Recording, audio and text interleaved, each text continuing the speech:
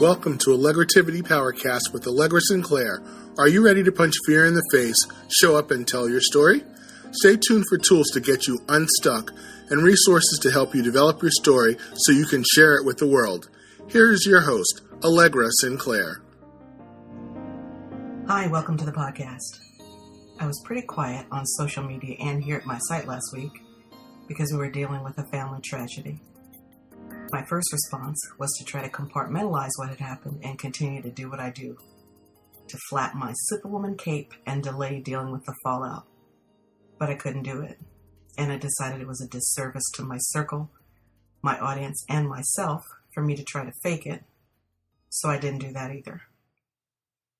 Normally, I develop monthly themes for content that I'm going to create or share, and then on Sundays, I plan content for each week.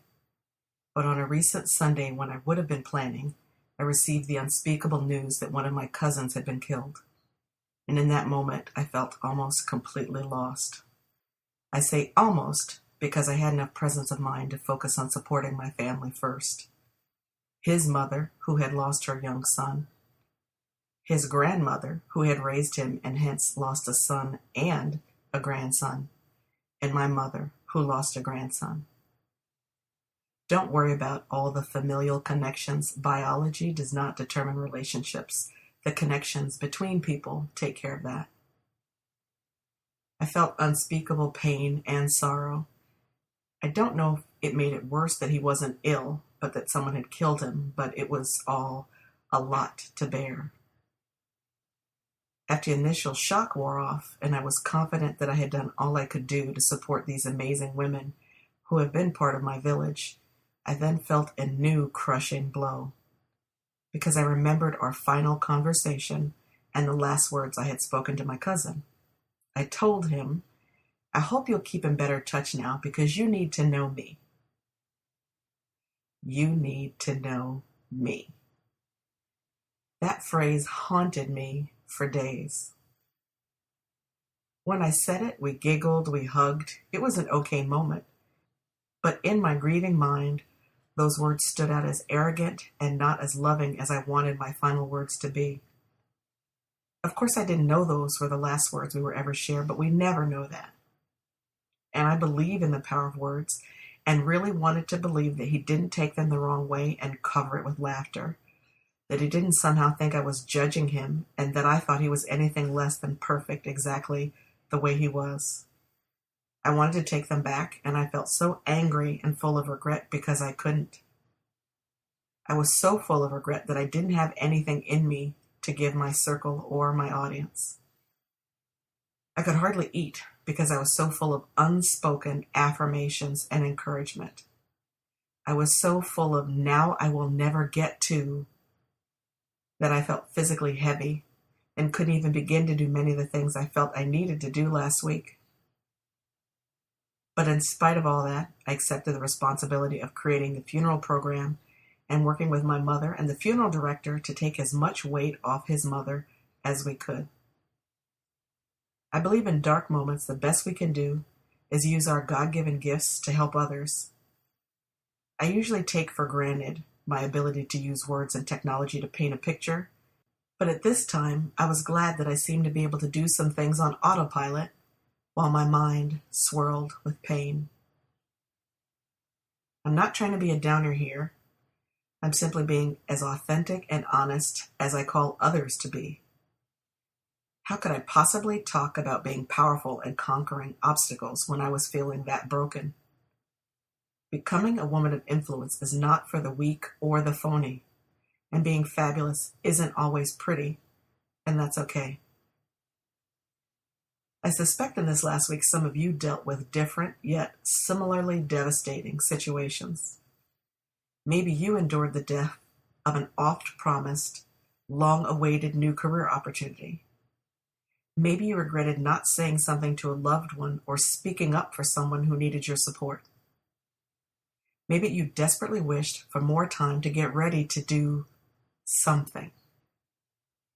I know you grieved and figured out how to cope, just as I had to.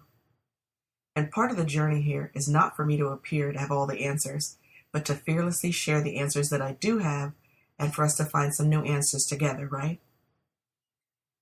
It is okay to acknowledge that we have moments, even days, that are less than powerful.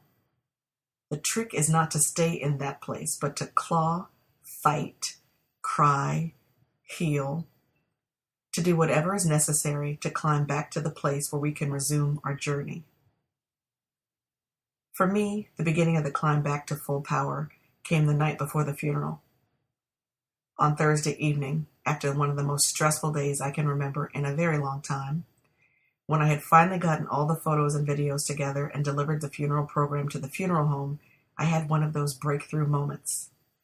I actually heard my cousin, Tavian, laugh. Don't reach for the phone to schedule an intervention. I know it wasn't really him. But that shift occurred when I started to move away from the stranglehold my last words to him had on me and moved toward remembering the fuller story of our lives and relationship. And then I realized what I said to him was true. He did need to know me. I'm going to repeat that. He needed to know me, but that wasn't the end of the story. I needed to know him too. Realizing that and exhaling the breath I had been holding for days felt so good. In truth, there are people who need to know me, just as there are people I need to know.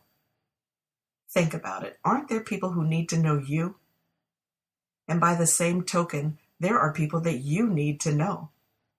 Why else should you show up and tell your story except that there are people who need to hear it? There's nothing wrong with that. In fact, there's a lot right with that. The connections between people are what makes our time here purposeful, fruitful, enjoyable, and blessed.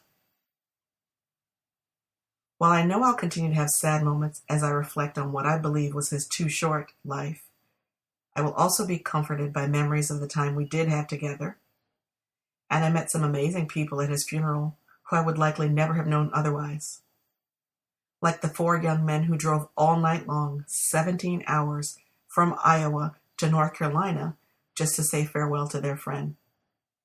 Those men touched my heart like nobody's business. I so appreciated their love for my cousin and the stories they shared about what an awesome man he was. I wanted to buy them each a pony. And then there was my cousin's half-sister, who I only recently found out existed, who is a powerful, beautiful spirit who gifted us with these words at the funeral. Love harder. That's good stuff. So I don't have Tavian, but I do have other gifts as a result of his life. I firmly believe that his sister and I will keep in touch and learn much from each other in the days to come, and I'm confident that one day I'll understand why his death had to be the event that connected us. But until then, I'm releasing the regret and silly guilt about how my last words may have been interpreted. I'm comforting myself with the more recent memories of my family being together, holding on to, laughing with, and loving each other after the service. I'm hunting up photos that I haven't seen in years to remind me of just how much I have to be grateful for. And I'm feeling grounded and powerful again and ready to create and share new content. What about you? Have you recently buried or let go of something? How will you be different as a result of that loss? Let's do this exercise together. Let's think of 3 ways this week that we can love harder. I'll go first. This week, I'm going to tell at least 2 people each day how much they mean to me, even if they don't understand or return the sentiment. I think it's going to be so much fun loving on people and seeing how my encouragement affects them. So now it's your turn. What are you going to try? Let me know in the comments below, or visit me at the blog and leave your comment there. But either way, please do something different as a result of your learning, and have a powerful week. Thanks for listening. If you enjoyed this episode, please leave a review on iTunes. You can find show notes and more great content on the blog at allegrasinclair.com.